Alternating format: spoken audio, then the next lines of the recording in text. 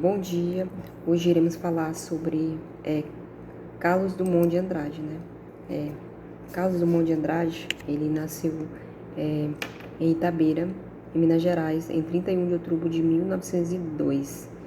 De família de fazendeiros em decadência, ele estudou em Belo Horizonte e lá foi onde ele começou a carreira de escritor, também como colaborador do Diário de Minas, que aglutinava os adeptos locais incipientes movimento modernista mineiro. Carlos Drummond, ele faleceu em 17 de agosto de 1987, né? E a cidade de Itabira, ela foi muito importante na poesia do poeta, não só a cidade como a família. A família, ela é um tema recorrente e o passado de Itabira, ele se fez muito importante nesse período.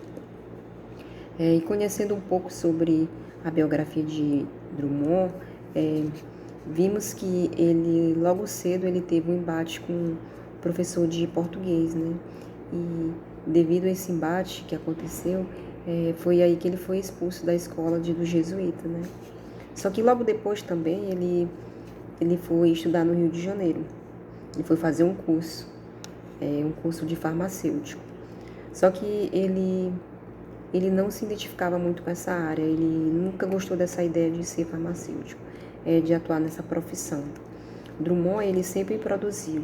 E quando ele vai para o Rio de Janeiro trabalhar como funcionário público, ele amadureceu a produção literária e foi aí que ele se tornou um grande poeta do modernismo brasileiro. Carlos Drummond, ele publicou a sua primeira obra poética, Alguma Poesia, em 1930. E durante a maior parte da sua vida, Drummond foi funcionário público. A maior parte da vida dele, ele foi funcionário público, né? E em 1987, meses antes dele morrer, ele foi homenageado pela escola de samba Mangueira com o enredo O Reino das Palavras. Aí logo depois ele veio a falecer. Drummond, ele é consagrado como o maior poeta brasileiro. Ele obteve um reconhecimento único em vida. Ele foi capa de revista, ele participou de enredo de escola de samba, como eu acabei de mencionar, né, que ele foi homenageado pela escola de samba Mangueira. E ele também foi assunto de programa de televisão. E também a sua morte, ela provocou uma grande comoção nacional. Isso foi merecidamente. Falando sobre Drummond e sua poesia, é muito importante destacar o poema No Meio do Caminho. Esse poema ele foi feito em 1928 e ficou um marco na poesia, né, de Drummond.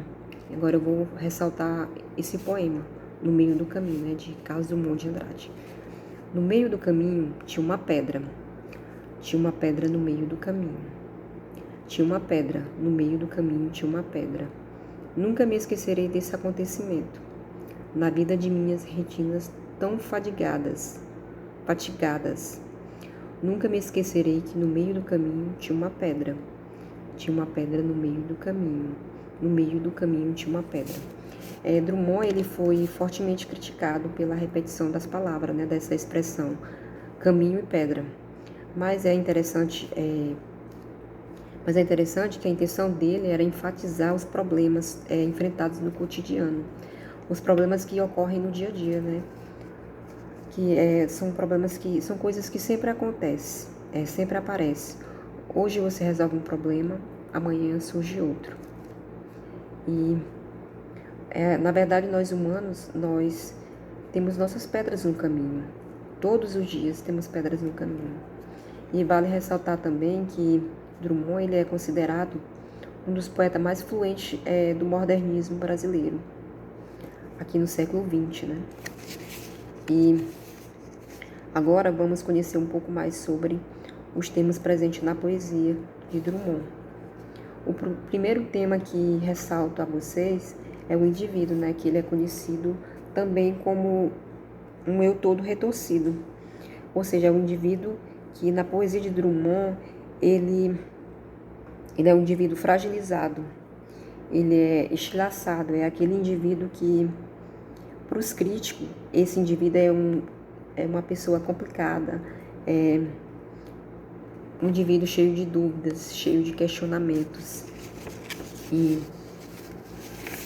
na sequência temos a terra natal, né? A terra natal esta que ela está muito presente em Minas Gerais. O povo mineiro ele tem vários hábitos e costumes, né, de Itabira. Por isso ressaltei para vocês o trecho do poema Inconfidência do Itabirano, de Drummond de Andrade também. Vou ressaltar ele aqui. Alguns anos vivia em Itabira. Principalmente nasci em Itabira. Por isso sou triste, orgulhoso de ferro. 90% de ferro nas calçadas, 80% de ferros na alma. Vale lembrar também que Minas Gerais e a mineração, são temas importantes para você lembrar, pois esses temas eles caem diariamente nos vestibulares, então é bom sempre você estar se aprofundando mais, dando uma revisada, para que vocês não fiquem perdidos se caso esses temas, se caso caia nos vestibulares, né? Algumas provas que vocês irão realizar. Aí depois temos o tema da família, né? Que Drummond, ele falou da família. Ele fala do pai, fala da figura importante que foi o pai dele, de maneira respeitosa, é claro. Era como ele via esse pai. Além disso, ele também tratou dos amigos, né? E Drummond, ele fez uma homenagem a vários amigos. Entre eles, tem o Mário de Andrade, tem o Mário Quintana e tem o Manuel Bandeira também, que foi homenageado por ele. A homenagem aos amigos é um tema presente em sua poesia. Além disso, ele falou do amor, mas sem a idealização dos românticos, né? Ele mostrou também o lado cruel do amor. Vamos ver um trecho do poema As 100 Razões de Amar. As 100 razões do amor. Eu te amo porque te amo. Não precisa ser amante e nem sempre saber sê-lo. Eu te amo porque eu te amo. Amor é estado de graça e com amor não se paga. Amor é dado de graça e semeado no vento. Na cachoeira, no eclipse, amor foge a dicionários e a regulamentos vários. Eu te amo, porque não amo, bastante ou demais a mim. Porque amor não se troca, não se conjuga nem se ama. Porque amor é amor a nada, feliz e forte em si mesmo. Vale lembrar que Minas Gerais e a mineração, né? Dando continuidade lá que eu falei para vocês, né? Que é importante que vocês estudem, né, sobre isso, né? Porque pode ser que caia em qualquer vestibular que você for fazer, então é sempre bom vocês ficar revisando, viu? E é interessante falar aqui sobre o poema As 100 Razões do Amor, que aqui não é o 100 numérico, de 100 motivos para o amor. Aqui é o 100 do sentido de não ter um motivo, que não tem um motivo específico, né? O amor ele é dado de graça, e com o amor não necessariamente se paga. Aí depois temos a poesia, né, como tema da própria poesia, que no caso é aqui quando falamos de metapoema. O que é metapoema? Metapoema é o poema em que o autor ele fala sobre o próprio poema, a poesia, ou o seu processo de criação. Como assim, professora? É metapoema? Como é que você pode me explicar?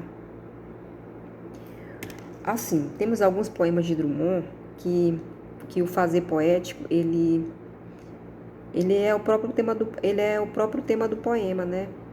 É quando o autor ele fala sobre o próprio poema, ou sobre a própria poesia, né? Ou no caso, o seu processo de criação. É por isso que chamamos de metapoema.